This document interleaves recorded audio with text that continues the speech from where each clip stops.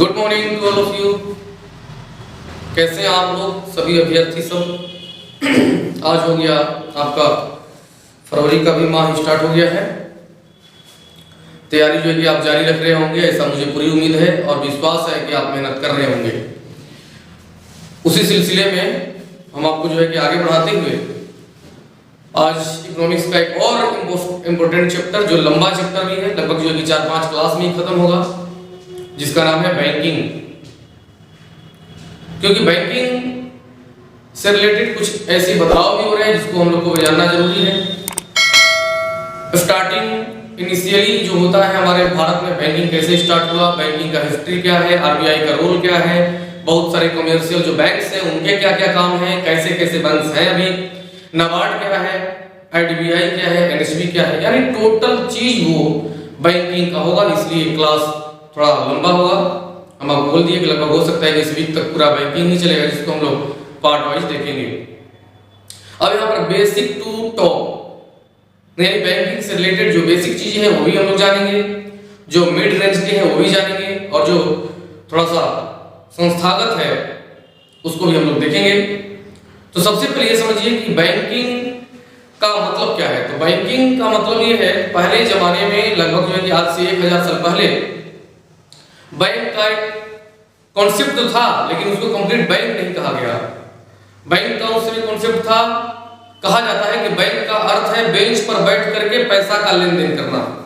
इसी को जो कि बेंच कहा गया, और बेंच को ही जो है कि हमारे भारत में बैंक या पूरे विश्व में बैंक के नाम से कहा गया।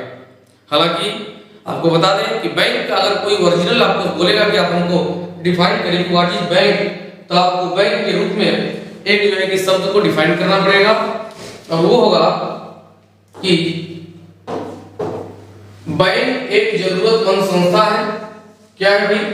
तो बैंक एक जरूरतमंद संस्था है जो ग्राहकों से उचित दर पर धन लेती है तथा देती है। आप भी जानते होंगे कि बैंक में सिर्फ दो ही काम होता है, या तो पैसा जमा करना या तो पैसा निकालना। इसलिए बैंक का डेफिनेशन हो गया एक जरूरतमंद संस्था जो ग्राहकों से उचित दर पर धन लेती है और उचित दर पर धन देती है। ये हो गया है कि बैंक का डेफिनेशन। अब यहाँ पर जरा सा हम लोग बात करते हैं कि बैंक, भारत में बैंकिंग का इतिहास कैसे शुरू हुआ। तो सबसे पहले चैप्टर है, चैप्टर का नाम है बैंकिंग। बैंकिंग में पार्ट 1 हम लोग पढ़ रहे हैं अभी। तो अभी देखेंगे कि भारत में बैंकिंग का इतिहास कैसे, मतलब कैसे कैसे बदला है, कैसे कैसे विकसित हुआ है। तो बैंकिंग में यहाँ पर 3 सेक्शन आता है। बैंकिंग में 3 सेक्शन आपका आएगा। पहला है वो आपका इंग्लिश। इंग्लिश का मतलब हमारे सभी आदर्श विद्यार्थी आप ये समझेंगे कि इंग्लिश का मतलब अंग्रेज लोग का बात कर रहे हैं, और जहां कहीं भी हिंदुस्तानी होगा इसका मतलब हो गया भारतीय। अर्थात अंग्रेज और भारतीयों ने 3 टर्म से काम करना शुरू किया था। वो 3 टर्म क्या था इसको समझेंगे। तो पहला टर्म था आपका इंग्लिश, जिसको अंग्रेज कंप्लीट रूप से भारत में जो बैंकिंग खोला गया या बैंकिंग का संस्था जो खोला गया उसमें कंप्लीट रूप से सारे अंग्रेज ही थे, उसमें भारतीय एक भी नहीं थे। इसलिए इसको एक अलग पार्ट में हम देख रहे हैं। अंग्रेजी बेसिक चीजें आप लोगों को हम बताना चाह रहे हैं। दूसरा, एक ऐसा जो है कि कंडीशन हुआ जिसमें इंग्लिश और हिंदुस्तानी यानी अंग्रेज और हिंदुस्तानी दोनों शेयर में, पार्टनरशिप में बैंकिंग जैसी संस्था का विकास किया। तीसरे पार्ट में जो कुछ उग्रवादी लोग थे, जैसे लाला लाजपत राय, बाल गंगाधर तिलक, बिपिन चंद्र पाल, अरविंद घोष, इस टाइप के जो लोग थे वो पूरी तरह से क्रांतिकारी थे, और ये कह रहे थे कि हमारे भारत में अगर बैंक होगा तो सिर्फ हमारा बैंक होगा, क्योंकि हम अंग्रेजों के किसी भी चीज को जो है कि प्रयोग करने के लिए ना तो अलाउ करेंगे और ना तो हम खुद प्रयोग करेंगे। इसलिए उन लोगों ने हिंदुस्तानी बैंक का कॉन्सेप्ट रखा। तो यहाँ पर 3 टर्म हो गए। एक हो गया कंप्लीट अंग्रेज, दूसरा हो गया अंग्रेज और हिंदुस्तानी मिलके, और तीसरा हो गया कंप्लीट रूप से हिंदुस्तानी। अब जरा सा देखते हैं हम लोग कि कैसे कैसे सब अपना अपना काम किया। यहाँ पर पहला आता है अंग्रेज। यहाँ पर आपको पता है पहले इंग्लिश लोगों ने क्या क्या हमारे यहाँ किया। तो अंग्रेज जो कंप्लीट है उसमें आप यह देखेंगे कि क्या क्या तरीका कर रहे हो। तो कंप्लीट जो अंग्रेज संस्था खोलेगा अंग्रेज मतलब बैंक का, उसमें पूंजी भी अंग्रेज का लगा रहेगा और प्रबंधन भी अंग्रेज ही किया रहेगा, अर्थात इसमें किसी भी प्रकार का कोई भी अगला व्यक्ति नहीं है। तो अंग्रेजों ने अपनी पूंजी और अपने प्रबंधन में पहला बैंक खोला भारत में, जिसका नाम था बैंक ऑफ हिंदुस्तान। क्या नाम था? बैंक ऑफ हिंदुस्तान, जिसकी स्थापना 1770 में हुई। बैंक ऑफ हिंदुस्तान के नाम से उसने एक संस्था के रूप में स्थापित किया, एक संस्था के रूप में बैंक ऑफ हिंदुस्तान को स्थापित किया था, जिसके तहत यह कहना था अंग्रेजों का कि अगर जो भी मतलब क्योंकि 1765 में इलाहाबाद के संधि के बाद यहाँ पर और भी अधिकार जो है कि कंपनी को जो मिल गया, उसके तहत कंपनी में जो भी कर्मचारी हैं या कंपनी के जो भी सैनिक हैं वो इस संस्था से जरूरत के अनुसार ऋण ले सकते हैं और अपनी जो है कि सुविधा के अनुसार ऋण चुका सकते हैं। अब यहाँ पर जब बात हुई बैंक ऑफ हिंदुस्तान की, तो पहली बार भारत में नींव रखा जा रहा है बैंक का, जिसका नाम है बैंक ऑफ हिंदुस्तान। उसका मुख्यालय जो है वो आपका है कोलकाता में। मुख्यालय कहाँ है? कोलकाता में है। अब देखिए जैसे जैसे समय बदल रहा है वैसे वैसे बैंक ऑफ हिंदुस्तान का ब्रांच भी बदलेगा और उसका एक अलग अलग नाम होगा। तो बैंक ऑफ हिंदुस्तान 3 बार में 3 पार्ट में टूटा। पहला जो है कि पार्ट बना बैंक ऑफ कोलकाता, आप लोग देख सकते हैं लिखा है बैंक ऑफ कोलकाता, जिसकी स्थापना 1806 में हुई। वो शहर के ही नाम पर रखा गया, तो ये कोलकाता में था। दूसरा खोला गया बैंक ऑफ बॉम्बे, और बैंक ऑफ बॉम्बे की स्थापना बॉम्बे में 1840 में हुई। 1840 में बैंक ऑफ बॉम्बे बना। तीसरा जो है कि वो बना बैंक ऑफ मद्रास 1843 में 1843। यह जो है कि 3 बैंक ऑफ हिंदुस्तान से टूट करके अलग अलग समय चक्र में बने थे। अब जो है कि इसका अगला स्टेप आएगा, वो क्या होगा उसको जरा देखेंगे हमारे अंदर से विद्यार्थी। तो अगला स्टेप जो है वो है कि जब भारत में विभिन्न सारे जो है कि और बैंक खुलने लगे, तो बैंक ऑफ कोलकाता को, बैंक ऑफ बॉम्बे को, बैंक ऑफ मद्रास को, तीनों को जो है कि जोड़ दिया गया। तीनों को जोड़ने के बाद एक नाम दे दिया गया वर्ष 1921 में, और उसका नाम है इंपीरियल बैंक ऑफ इंडिया। यानी फिर से समझेंगे कि पहली बार भारत में बैंक ऑफ हिंदुस्तान बना 1770 में, जिसकी मुख्यालय कोलकाता थी। बैंक ऑफ हिंदुस्तान को bank of Kolkata, bank of Bombay और बैंक ऑफ मद्रास में तोड़ दिया गया। यही तीनों बैंक जो है कि वर्ष 1921 में जुड़ करके, यहाँ प्लस प्लस दिए हैं, ये जुड़ करके इंपीरियल बैंक ऑफ इंडिया कहलाया। और इंपीरियल बैंक ऑफ इंडिया ही गोडवाला समिति के सिफारिश पर आजादी के बाद 1 जुलाई 1955 से एसबीआई के नाम से जाना जाता है, स्टेट बैंक ऑफ इंडिया के नाम से जाना जाता है। आप देखें कहां से 1770 बैंक ऑफ हिंदुस्तान से आपको लाकर जो है कि यहां पर छोड़ दिए 1 जुलाई 1955 स्टेट बैंक ऑफ इंडिया में। इससे संबंधित प्रश्न और भी बनेगा, स्टेट बैंक ऑफ इंडिया के भी बारे में हम लोग पढ़ेंगे, क्या है इसका, क्या क्या जो है कि एक्टिविटीज है, क्या क्या जो है कि टर्म्स कंडीशन है। अब यहां पर देखेंगे पहला था अंग्रेज, जैसा कि आपको हम बताएं यहां पर बोले थे कि पहले अंग्रेज, दूसरा अंग्रेज और हिंदुस्तानी, तीसरा हिंदुस्तानी। तो हम लोग यहां पर देखेंगे कि अंग्रेज और हिंदुस्तानी मिलकर के क्या क्या किए। तो अंग्रेज और हिंदुस्तानी मिलकर के उन्होंने बैंक खोला। तो पहला बैंक खोला इलाहाबाद बैंक। कौन बैंक खोला? इलाहाबाद बैंक 1865 में, जिसमें पूंजी जो थी वो अंग्रेज और हिंदुस्तानी अर्थात अंग्रेज और भारतीय दोनों की लगी थी, लेकिन प्रबंधन जो कर रहा था वो सिर्फ कर रहा था कौन? अंग्रेज। अब जाहिर सी बात है कि कोई भी चीज अगर पार्टनरशिप पर, हिस्सेदारी पर अगर चलेगा और पूंजी दोनों की लगेगी, तो जाहिर सी बात है कि प्रबंधन भी दोनों को होना चाहिए।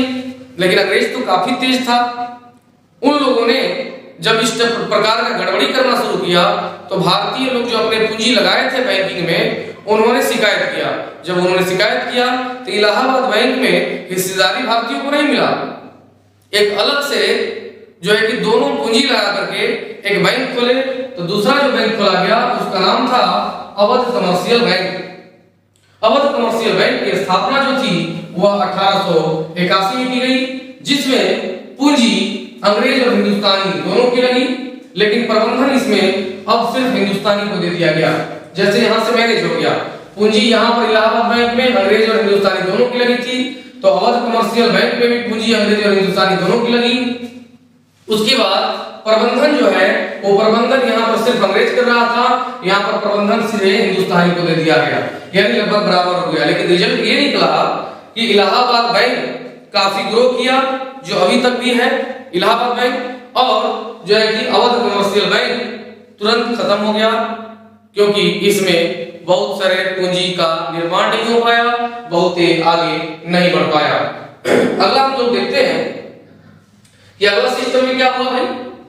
तो अगला सिस्टम में बहुत बड़े क्रांतिकारी उग्रवादी टाइप के जो लोग थे, जो हम आपको नाम बताए अभी, लाला लाजपत राय, बाल गंगाधर तिलक, बिपिन चंद्र पाल, अरविंद घोष, इस तरीके के जो लोग थे, उन्होंने हिंदुस्तानी कंप्लीट जो है कि भारतीय थे, कंप्लीट जो है कि भारतीय थे।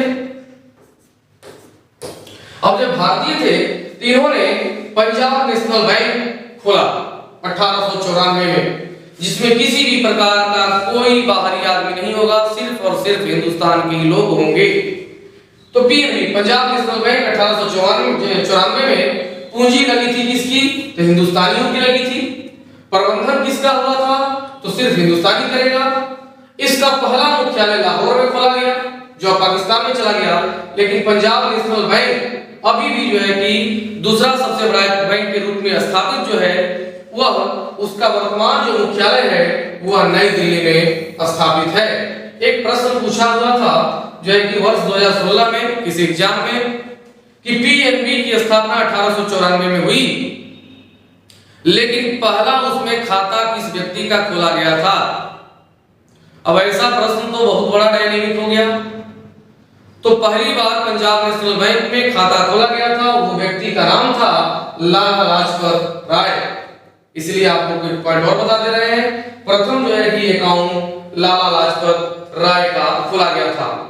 तो ये हो गया जो है कि आपका अंग्रेज प्लस हिंदुस्तानी और भारतीयों से संबंधित आपका जो है कि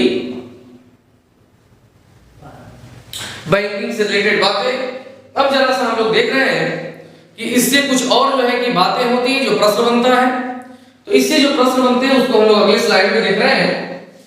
अगला स्लाइड में देखिए, आपका जो है प्रश्न, इस 5 प्रश्नों को आपको समझ करके पढ़ करके जाना होगा, क्योंकि ऐसे ही प्रश्न जो है कि अगर बैंकिंग के विकास या बैंकिंग के इतिहास से संबंधित पूछेगा तो ऐसे ही जो है कि आपके प्रश्न आएंगे। तो पहला आपका प्रश्न है, नोट में हम आपको बता रहे हैं, भारत का पहला बैंक किस नाम से खोला गया। तो आपको अभी पता है, भारत का पहला बैंक बैंक ऑफ हिंदुस्तान के नाम से खोला गया। दूसरा जो है कि परिवर्तित नाम के आधार पर सबसे पुराना बैंक। तो आपको अभी बताया कि परिवर्तित नाम के आधार पर अगर सबसे पुराना बैंक पूछा जाए तो परिवर्तित नाम के आधार पर सबसे पुराना जो बैंक है उसका नाम स्टेट बैंक ऑफ इंडिया है, क्योंकि बैंक ऑफ हिंदुस्तान का विभाजन 3 पार्ट में हुआ था। बैंक ऑफ हिंदुस्तान 1770 में स्थापित हुआ था, जिसको 3 पार्ट में 1806 में बैंक ऑफ कोलकाता, 1840 में बैंक ऑफ बॉम्बे, 1843 में बैंक ऑफ मद्रास हुआ था। यही तीनों बैंक वर्ष 1921 में इंपीरियल बैंक ऑफ इंडिया के नाम से जाना गया। यही जो है कि इंपीरियल बैंक ऑफ इंडिया आजादी के बाद गोड़वाला समिति की सिफारिश पर 1 जुलाई 1955 से जो है कि आपका स्टेट बैंक ऑफ इंडिया के नाम से जाना गया। उसके बाद तो यहाँ क्या होगा, परिवर्तित नाम के आधार पर अगर पूछा जाएगा तो स्टेट बैंक ऑफ इंडिया होगा। अगला है आपका पहला भारतीय बैंक। तो पहला भारतीय बैंक यहाँ पर इसलिए ले रहा है क्योंकि पहला भारतीय बैंक की अगर बात किया जाएगा तो पूरी तरह से प्रबंधन भारतीयों के हाथ में था, इसलिए पूंजी तो भले ही लगी थी लेकिन अभी प्रबंधक नहीं बना था भारत। इसलिए आपको अभी बताए कि अगर प्रबंधन का बात करेंगे तो अवध कमर्शियल बैंक 1881 में पूंजी दोनों का लेकिन प्रबंधन भारतीयों का था, इसलिए माना जाता है कि प्रथम भारतीय बैंक जो था वह अवध कमर्शियल बैंक था, जिसमें प्रबंधन भारतीयों का था, पूंजी अंग्रेज और भारतीय दोनों की लगी थी। बात अगर चौथे पॉइंट का हम करें तो पूर्णतः पहला भारतीय बैंक, तो पूर्णतः का जब बात कर देगा तो यहाँ पर पूंजी भी भारतीय और प्रबंधन भी भारतीय। तो आपको अभी हम बताए हैं कि पूरी तरह से पूंजी भी भारतीय हिंदुस्तानी और प्रबंधन भी हिंदुस्तानी दोनों थे। वो था पंजाब नेशनल बैंक 1894 जिसका मुख्यालय लाहौर वर्तमान में नई दिल्ली। प्रथम अकाउंट लाला लाजपत राय का खोला गया था, इसलिए यहाँ पर मेरे आदर्श विद्यार्थी आंसर आपका होगा Punjab national bank PNB. Last point में देखते हैं, अगर परिवर्तित नाम के आधार पर न देखा जाए तो वर्तमान में सबसे पुराना बैंक भारत का जो है उसका नाम है इलाहाबाद बैंक, जिसकी स्थापना 1865 में हुई थी। ये था बैंकिंग का आप लोगों का पार्ट 1 और इस तरीके से हम लोग विभिन्न बैंकिंग के टर्म्स को पढ़ेंगे, पार्ट वाइज पढ़ेंगे। आप लोग टेंशन मत लीजिए, आज से भले ही फरवरी स्टार्ट हो चुका है लेकिन हम आपको बता चुके हैं कि बैंकिंग से रिलेटेड इकोनॉमिक्स से रिलेटेड आपका क्लास आपके एग्जाम से 15 दिन पहले हम खत्म कर देंगे और 15 दिन खत्म करने के बाद आपको टॉप मोस्ट एमसीक्यूज भी कुछ कराएंगे, जिसके माध्यम से अगर जितना भी प्रश्न आपका इकोनॉमिक्स में आपके एग्जाम में पूछे आप उसको पूरी तरह से एकदम कॉन्सेप्ट के साथ बना कर आए, क्योंकि इसके बाद आपको किसी भी प्रकार का डाउट न हो कि मेरे रिजल्ट में कोई गड़बड़ी होगा। पहली बात। दूसरी बात कि अभी भी कुछ अगर स्टूडेंट हैं जो सेट नहीं मार रहे हैं तो हम लोग के चैनल के माध्यम से या जो है कि सर के माध्यम से निकाला गया है, आपको जो भी अच्छा लगे उस जो है कि आप सेट को जरूर बनाएं, क्योंकि इससे पता चलता है कि आप क्या सीख रहे हैं, कैसे बना रहे हैं और एग्जाम में अगर ऐसे प्रश्न आ जाएंगे तो आप किस प्रकार से हैंडल करेंगे। इसलिए आप लोग इन बातों का पूरी तरह से ख्याल रखेंगे, क्योंकि आने वाला समय आपका होगा तब जब आप पूरी तरह से मेहनत करेंगे। मिलते हैं अगले वीडियो में बैंकिंग के दूसरे पार्ट के साथ। फिर एक बार बता दें, जो भी नए विद्यार्थी आए हैं वो हमारे इकोनॉमिक्स के वीडियोस को आप सिस्टमेटिक वे में देखेंगे, तब आपको और अच्छे से समझ में आएगा। नहीं, अगर बीच में अगर आप आ रहे हैं तो किसी चैप्टर शुरुआत जो हो रही है उससे देखिएगा। और सभी आदर्श विद्यार्थियों को कहें कि बैंकिंग एक लंबा चैप्टर है, इसलिए इसको हम लोग 4-5 क्लास में देखेंगे। बहुत बहुत धन्यवाद, मिलते हैं अगले वीडियो में अगले क्लास में।